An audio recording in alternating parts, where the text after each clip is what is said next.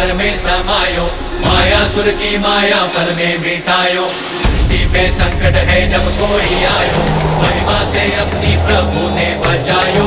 लंबोदर लंबोदर लंबोदर लंबोदर, विघ्न हरता बुद्धि विधाता, जय जय गजानन लंबोदर लंबोदर लंबोदर लंबोदर।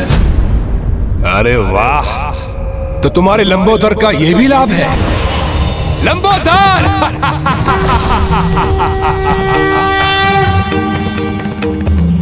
उचित पहचाना तुमने।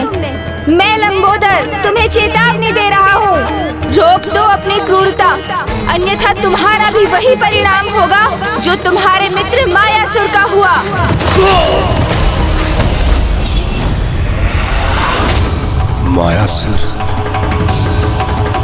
मायासुर का वध हो गया।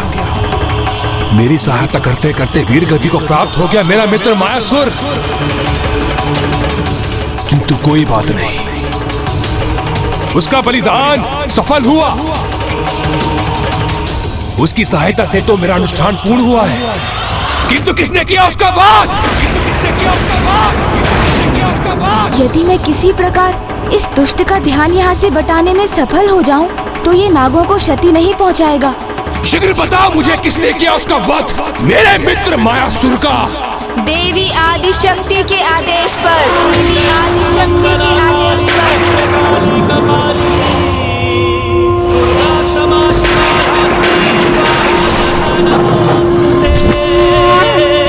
देवी आदि शक्ति ज्ञात था मुझे, अवश्य ज्ञात था। अरुणासुर के समान वो भी मेरे मित्र मायासुर के वध का कारण बनी होगी। मुझे ऐसा क्यों प्रतीत हो रहा है दुर्गमासुर, कि इतनी अपार शक्ति के धनी होने के उपरांत भी देवी आदि शक्ति के नाम के उच्चारण से ही सिहर उठते हो तुम, उनसे युद्ध करने में भयभीत हो। इसीलिए निसहाय नागों को आतंकित कर अपनी शक्ति प्रदर्शन करने का प्रयास कर रहे हो तुम, है ना? शांत शांत गजमुख शांत। आप किसी का भय नहीं है मुझे। असीम अपार अपराज्य शक्ति का स्वामी हूं मैं।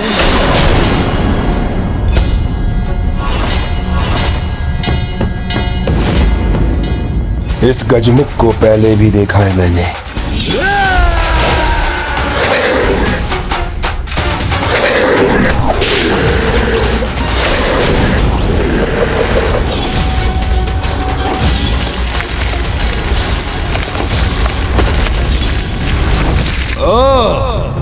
पहचान गया तुम्हें मैं। तुम वही गजमुख हो ना जिसने अरुणासुर के भवन को नष्ट भ्रष्ट किया था? तुम वही गजमुख हो ना जो स्वयं को देवी आदि शक्ति की संतान पुकारता है? मैं तो क्या, ये संपूर्ण सृष्टि उन्हीं की संतान है दुष्ट। किंतु ये गूढ़ ज्ञान की बात तुम जैसा मूर्ख पाखंडी कैसे समझेगा? अब तो एक ही गुण ज्ञान शेष है सृष्टि में, वो है मेरा बल। और ये मुझे नहीं, तुम्हारी माता को समझना है। तो जाओ और जाकर उनसे कहो तैयार हो जाए मुझसे युद्ध करने के लिए।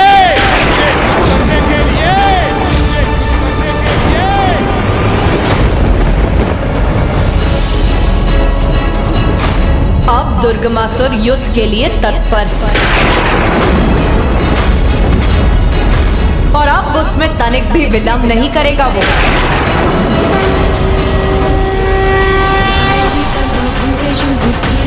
अब हमारी भूख भी उस असुर के रक्त के पान से ही मिटेगी। अब हमें कोई भी विलंब नहीं करना चाहिए। किंतु वो दुष्ट अकेला नहीं, अपनी संपूर्ण सेना के साथ आएगा। वो दुष्ट अपनी सेना के साथ यहाँ पहुंचे उससे पहले हमारी सेना उसके लिए तत्पर रहेगी माँ।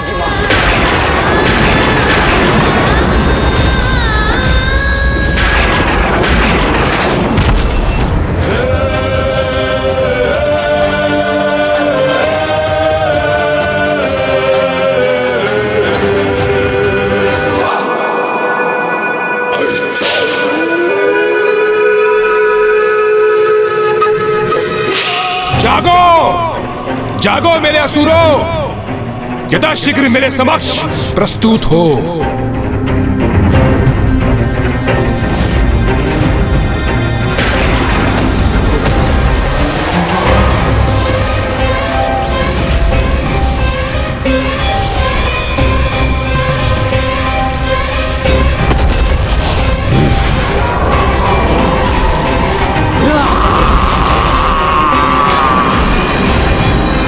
अपने अपने स्थानों से निकलकर यहां आओ मेरे समक्ष मेरे असुरों।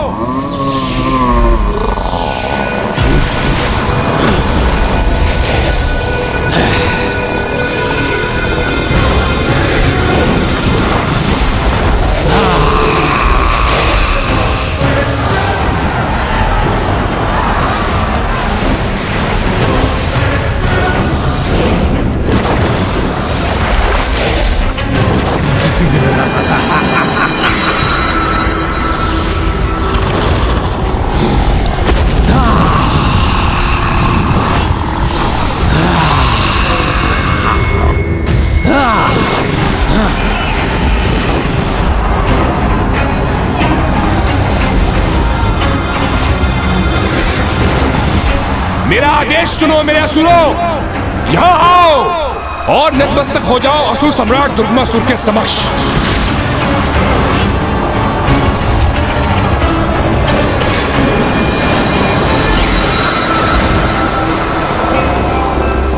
इन असंख्य असुरों का सामना नहीं कर सकेंगे वो देवता।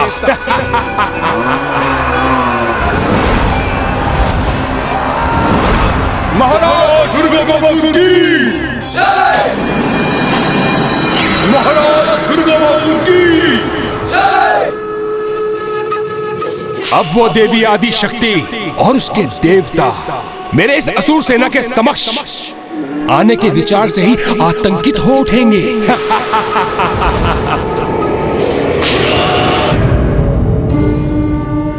हे लंबोदर गणेश जी, पुनः हमारी रक्षा हेतु आपका कोटि कोटि धन्यवाद।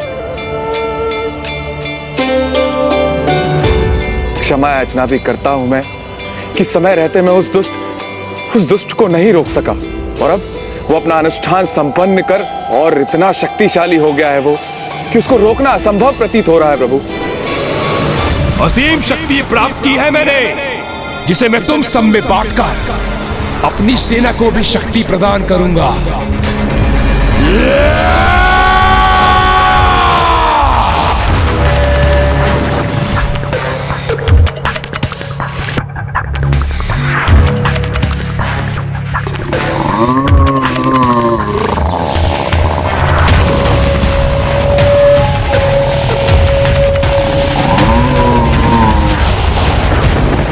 रात्रि का अंधकार कितना भी गहन और स्याह क्यों ना हो जाए, भोर के उजाले की प्रथम किरण से ही मिट जाता है। उसी प्रकार दुष्टता की शक्ति कितनी भी क्यों ना बढ़ जाए, उसे भी धर्म की शक्ति के समक्ष झुकना ही होता है। आप तनिक भी चिंता मत कीजिए शेषनाग जी, देवी नागलक्ष्मी जी। जो हुआ वो तो होना ही था, किंतु अब मुझे माँ के पास जाना होगा, क्योंकि उन्हें उनके पुत्र गणेश की आवश्यकता है। उन्हें इसकी विशाल सेना के प्रति सचेत करना मेरा कर्तव्य है, इसलिए अब मेरा प्रस्थान अनिवार्य है।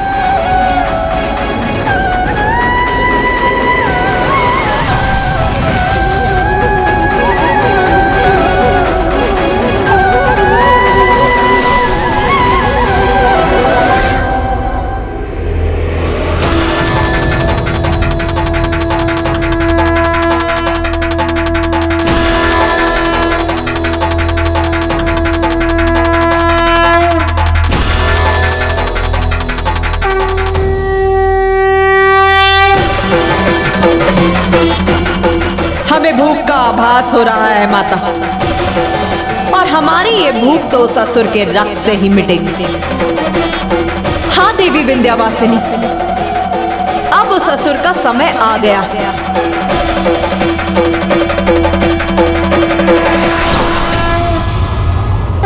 प्रणाम माँ। तुमने बहुत कुशलता से उन नागों की रक्षा की है पुत्र गणेश, किंतु माँ वो दुष्ट दुर्गमासुर। वो दुष्ट अपनी पापियों की सेना लेकर आ रहा है ना, तो आने दो उसे। हम भी अपनी सेना के साथ उसकी सेना का पूर्ण रूप से सामना करने के लिए तैयार हैं। पुत्र कार्तिकेय, देश सेनापति होने के नाते हमारी ओर से इस युद्ध में हमारी सेना का संचालन तुम करोगे। तो असुरों, बताओ मुझे, तुम में से कौन इतना शक्तिशाली है जो इस महायुद्ध में मेरा सेनापति बनने के योग्य है? मैं बनूंगा, मैं बनूंगा, मैं बनूंगा, मैं बनूंगा, मैं बनूंगा, मैं बनूंगा, मैं बनूंगा, मैं बनूंगा, मैं बनूंगा, मैं बनूंगा, मैं बनूंगा, मैं बनूंगा, मैं बनूंगा, मैं बनूंगा, मैं बनूंगा, मैं बनूंगा। बस बंद करो अपनी मैं की पुकार। जिसमें साहस है, जो मेरा सेनापति बनने योग्य है, वो मेरे समक्ष आए।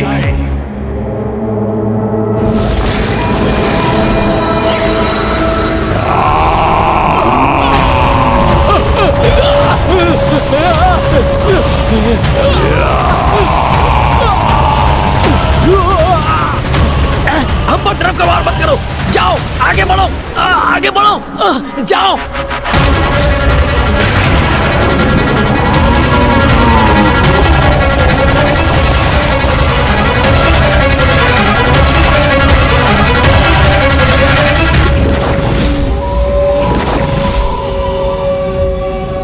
दुमुखासुर हूं मैं, दुमुखासुर।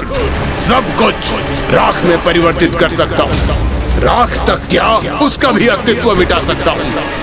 इसीलिए मुझे अपने सेनापति पद के लिए नियुक्त कीजिए, असुर सम्राट दुर्गामासुर जी।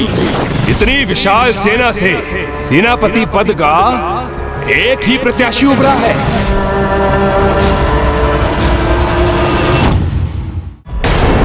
मैं भी प्रस्तुत हूँ असुर सम्राट।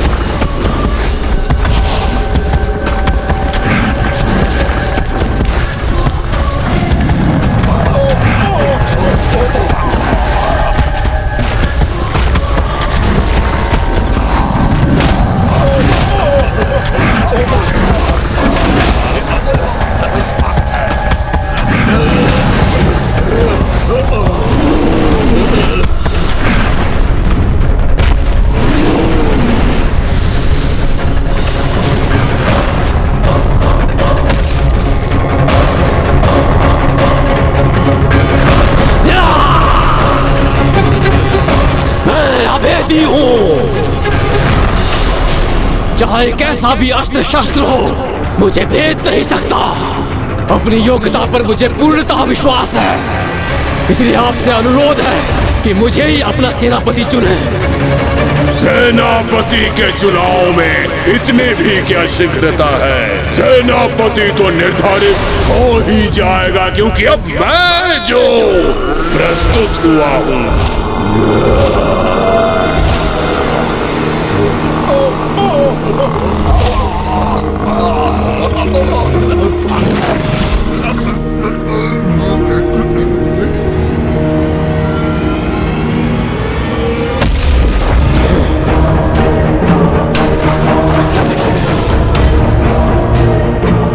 प्रणाम असुरराज, महाविश्चल बुद्धि हूँ, असुर सम्राट आपका सेनापति। मेरे छल से कोई निकल नहीं पाता और मेरे विष से कोई बच नहीं पाता। छलिया भी हो और विषैले भी, भाई तुम्हारी काट तो किसी सेना के पास नहीं होगी। हमें अति शीघ्र उस असुर पर आक्रमण कर उसकी कथा समाप्त करनी चाहिए माता। नहीं, अभी हमारा आक्रमण उचित नहीं होगा। किंतु क्यों माता? हम तो युद्ध के लिए पूर्णतः तैयार हैं।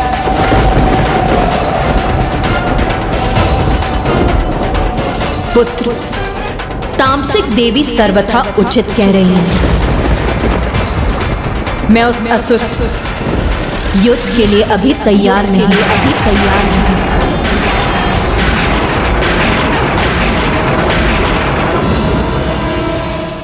काट तो मेरी भी नहीं है किसी के पास।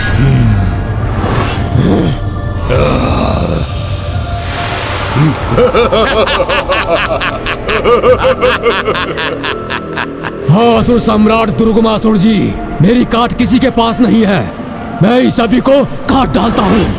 अपने शरीर को देखा है तुमने?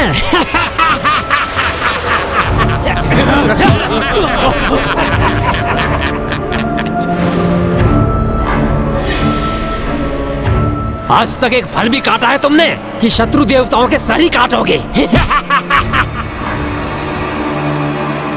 जितना ये कृष्ण का है उतनी बुद्धि भी इसकी स्थूल है।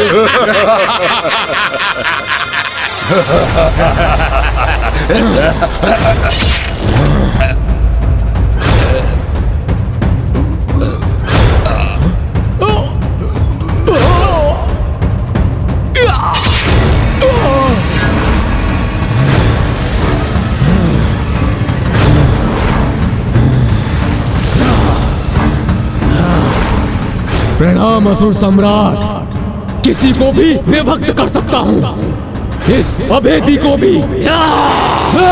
तुम मुझे विभक्त कर सकते हो तो आओ। हमें परस्पर युद्ध नहीं, अपितु उन दुष्ट देवताओं से युद्ध करना है। इसलिए अपनी समस्त शक्ति का प्रदर्शन वहां दिखाना। देवासुर संग्राम में अभेदी, दुमुखासुर, विशैल बुद्धि और विभक्तासुर, मैं अपनी सेना को 4 भागों में विभाजित करूंगा और तुम चारों को एक एक भाग का सेनापति घोषित करता हूं। इसलिए शीघ्र हमें यहाँ से कूच करना चाहिए, जिससे हम अति शीघ्र उन देवताओं को ढूंढकर उन पर आक्रमण कर सकें। अवैदिक शक्ति अनुष्ठान से दुर्गमासुर ने असीम शक्ति प्राप्त कर ली, इसीलिए उससे युद्ध कर उसका विनाश करने हेतु मुझे अपनी पूर्ण शक्ति जागृत करनी होगी। पूर्ण शक्ति? दुर्गमासुर से वध के लिए मुझे अपनी शक्ति को पूर्ण रूप से एकत्रित करना होगा, जिसके लिए सभी देवियों को मुझ में समाहित होकर मुझे अपनी शक्ति प्रदान करनी होगी। किंतु उसके भी उपरांत 3 दिवस तक मुझे प्रभु महादेव की उपासना करनी होगी।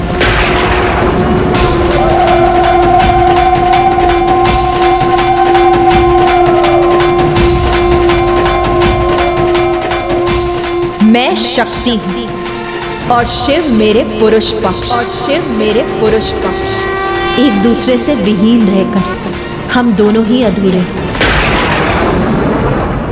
अवैदिक अनुष्ठान से प्राप्त शक्ति को साथ लेकर आने वाले असुर से निपटने के लिए मुझे वैदिक अनुष्ठान करना होगा, जिससे शिव की पूर्ण शक्ति शिवा को प्राप्त हो और वो पूर्णता प्राप्त करे।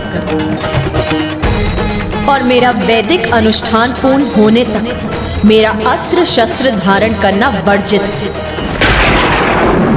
मैं विश्वास दिलाता हूं माता कि इन 3 दिनों में आपको अस्त्र शस्त्र धारण करने की कोई आवश्यकता नहीं होगी। मैं उचित कह रहा हूं ना भ्राता?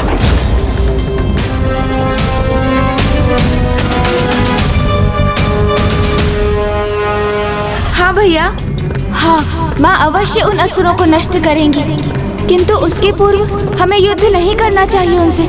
मुझे चिंता है कि वो दुष्ट अभी बहुत निकट पहुंच चुके हैं और अग्रज कुमार कार्तिकेय युद्ध के लिए तत्पर हो रहे हैं।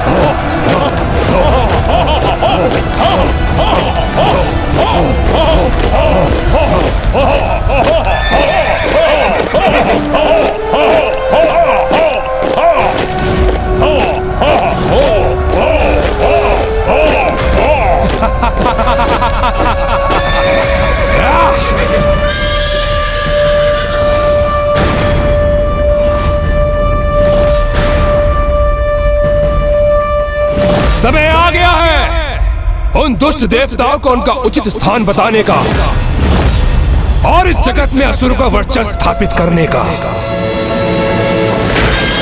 प्रतिशोध महिषासुर के वध का। प्रतिशोध शुंभ निशुंभ के निर्मम वध का।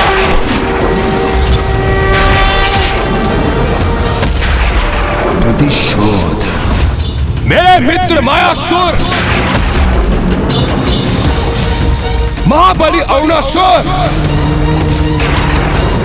करल तरल और तापिक जैसे महान असुरों की मृत्यु का। प्रतिशोध प्रतिशोध प्रतिशोध प्रतिशोध प्रतिशोध प्रतिशोध प्रतिशोध प्रतिशोध प्रतिशोध। किंतु उनसे भी अधिक मेरे पिता महान योद्धा असुर रुरु के वध का। प्रतिशोध लेने का समय आ गया है। प्रतिशोध प्रतिशोध प्रतिशोध प्रतिशोध प्रतिशोध। इसे देखकर ही विचार जागृत हो रहा है मेरे मन में कि अभी इसी क्षण नष्ट कर दूं इस संपूर्ण सेना को। भैया आवेशित होकर कहीं ऐसा युद्ध न आरंभ कर दे जिससे हमारी सेना को अधिक क्षति पहुंचे। जो भी हमें करना है वो पर्याप्त सोच विचार के उपरांत ही करना है। अब किसी सोच विचार की आवश्यकता नहीं है। झोंक दो स्वयं को युद्ध में। यदि कोई हमारे मार्ग में आए तो बंदी बना लो उन देवताओं को और फिर देवी आदिशक्ति का वध करने के उपरांत हमारा प्रतिशोध पूर्ण होगा और इस जगत में हम असुरों के निर्बाध शासन का स्वप्न भी वास्तविकता में परिवर्तित होगा। यह अनुचित प्रकार से शक्ति प्राप्त करके आया है ना, तो हम भी इसे उचित और अनुचित के मध्य का पाठ सिखा ही देंगे कि धर्म की शक्ति ही सर्वोपरि है और कोई भी असुर चाहे कितना ही शक्तिशाली क्यों ना हो जाए, किंतु धर्म युद्ध में हमसे उसकी पराजय होना ही उसकी नियति है। हर हर महादेव, महादेव, हर हर महादेव, हर हर महादेव।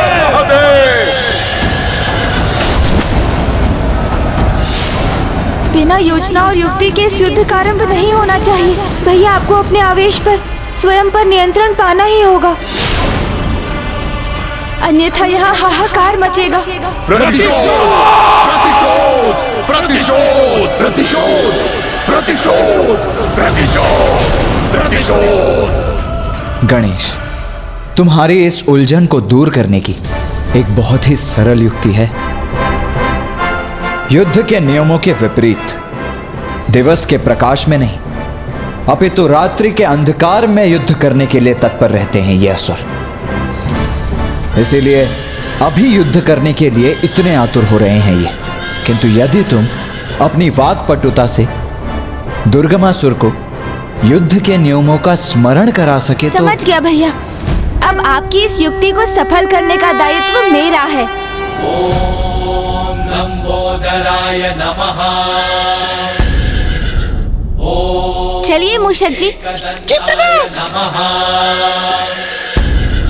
ओम बुद्धिदाताय नमः। ओम सिद्धिदाताय नमः।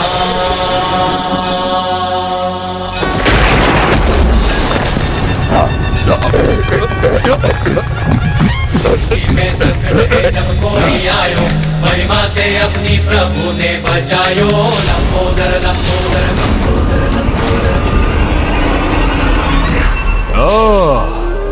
तो तुम पुनः प्रकट हो गए दुष्ट गजमुख, किंतु इस बार मुझसे बचकर भाग नहीं सकोगे तुम।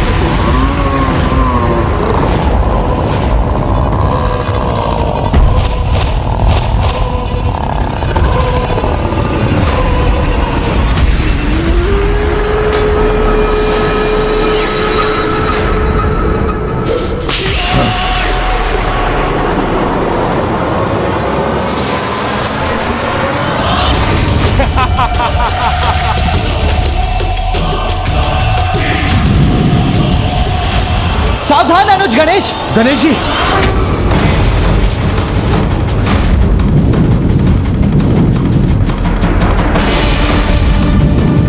इन दुष्ट असुरों का तनिक पे विश्वास नहीं किया जा सकता।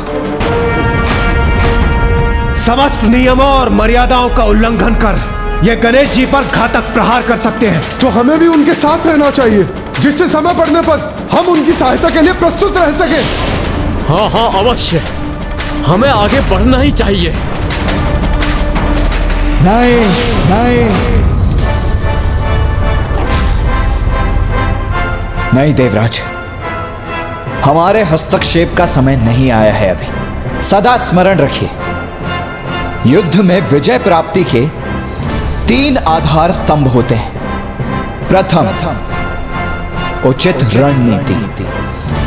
द्वितीय, उचित योद्धा। और तृतीय, उचित समय पर आक्रमण करना। इसीलिए इस समय गणेश पर अपना विश्वास रख हमारा शांत रहना ही उचित होगा।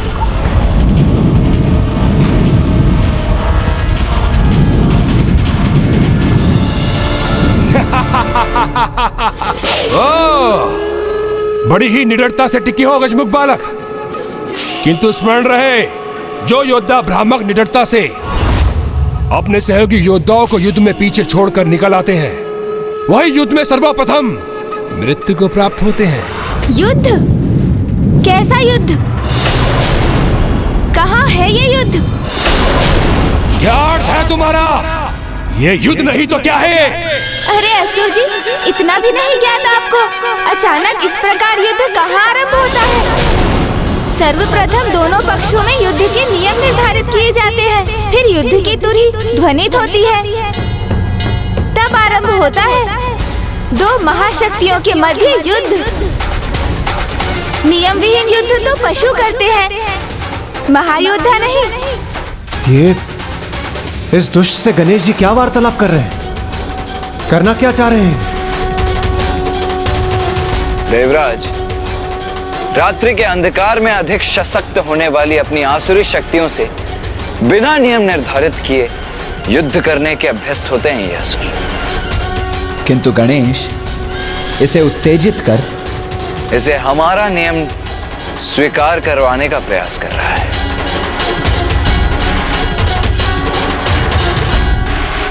असुर जी, यदि वास्तव में आप अपराजय हैं, अत्यंत शक्तिशाली हैं, परम साहसी हैं, तो नियम निर्धारित कीजिए, फिर एक महायोद्धा के समान युद्ध कीजिए मुझसे, तभी तो होगा युद्ध।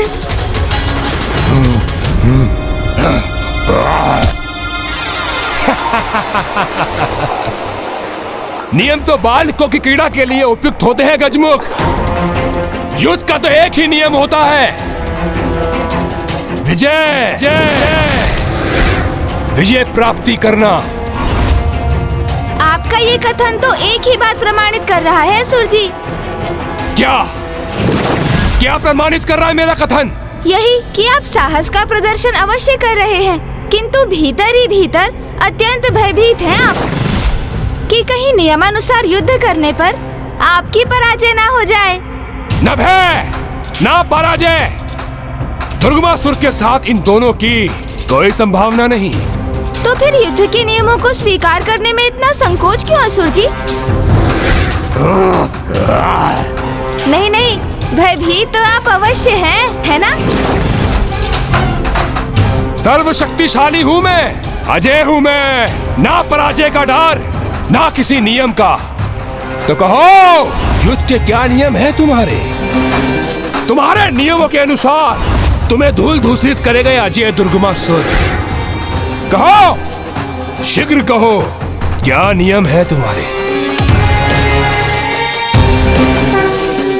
इस युद्ध के लिए तो एक ही नियम पर्याप्त है। हमारा युद्ध सूर्योदय से सूर्यास्त तक ही होगा, जिसके उपरांत दोनों सेनाएं अपने अपने शिविर में लौटकर विश्राम करेंगी, ताकि आगामी दिवस के युद्ध के लिए तत्पर हो सकें। स्वीकार है मुझे।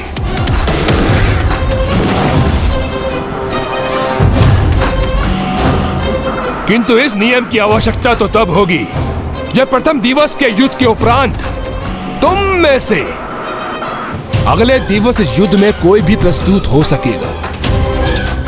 युद्ध के लिए कौन प्रस्तुत हो सकेगा और कौन नहीं, इसका उत्तर तो कल युद्ध भूमि में ही प्राप्त होगा। अवश्य, समय आने पर वो उत्तर भी प्राप्त हो जाएगा हमें।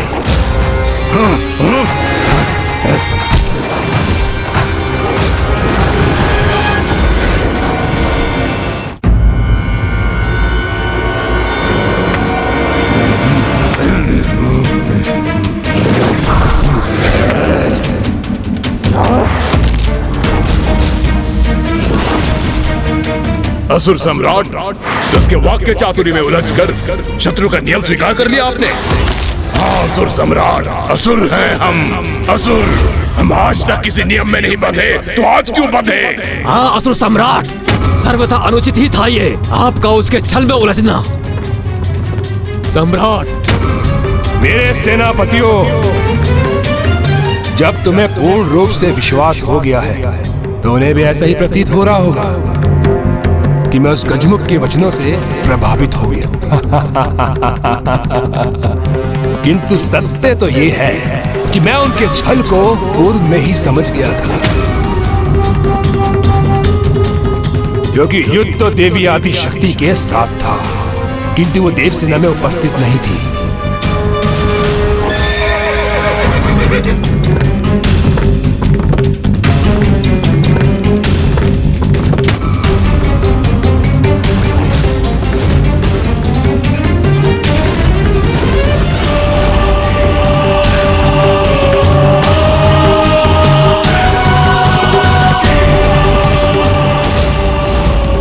वो यहां नहीं है तो फिर कहां है वो? कहीं कोई योजना तो नहीं कर रही। इसलिए भोर तक का समय प्राप्त करने के लिए मैंने उसका नियम स्वीकार किया, जिससे मैं ज्ञात कर सकूं कहां है वो, क्या कर रही होगी।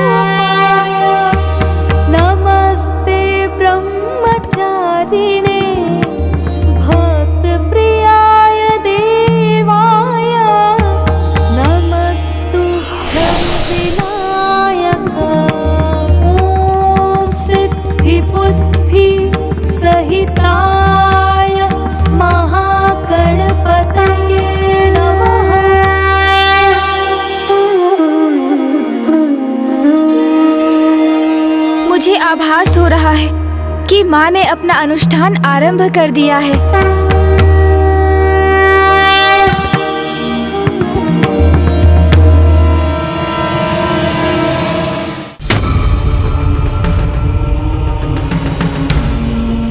प्रथम पूज्य गणेश जी, देव सेनापति कुमार कार्तिकेय, अब हमें भी अपनी रणनीति निर्धारित कर लेनी चाहिए।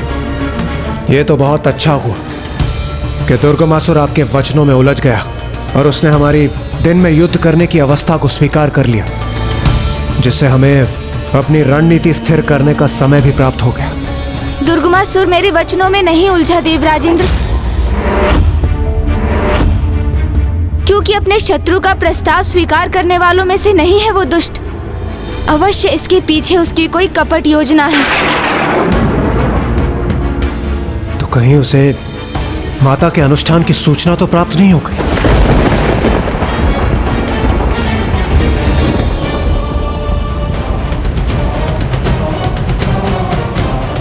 कहीं उसे यह तो ज्ञात नहीं हो गया कि माता का अनुष्ठान पूर्ण होने तक अगले 3 दिवस माता अपने अस्त्र शस्त्र धारण नहीं कर पाएंगी?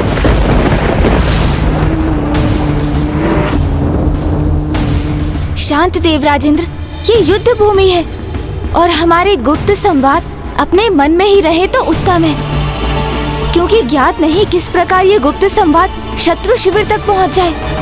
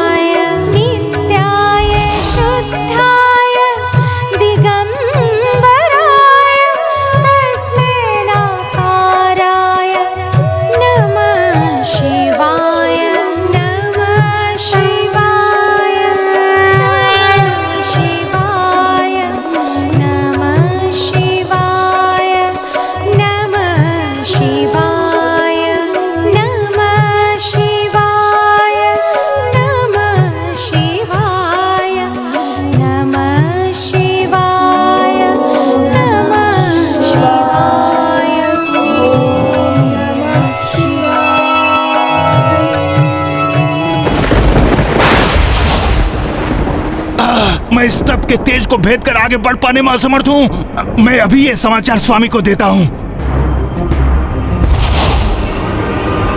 असुर सम्राट दुर्गावासुर को विनाश लोचन का प्रणाम। प्रणाम नहीं, सोचना चाहिए मुझे। शीघ्र बताओ मुझे, जो भेद ज्ञात करने के लिए मैंने तुम्हें तुम्हारे भ्राता नाश लोचन को भेजा था, क्या तुम उसे प्राप्त करने में सफल हुए? हाँ असुर सम्राट, समाचार उत्तम है और आपकी परम शत्रु देवी आदि शक्ति किसी अनुष्ठान में व्यस्त है और आपको यह जानकर अति प्रसन्नता होगी कि आगामी 3 दिवसों तक वो किसी भी अस्त्र शस्त्र को धारण नहीं करेंगी।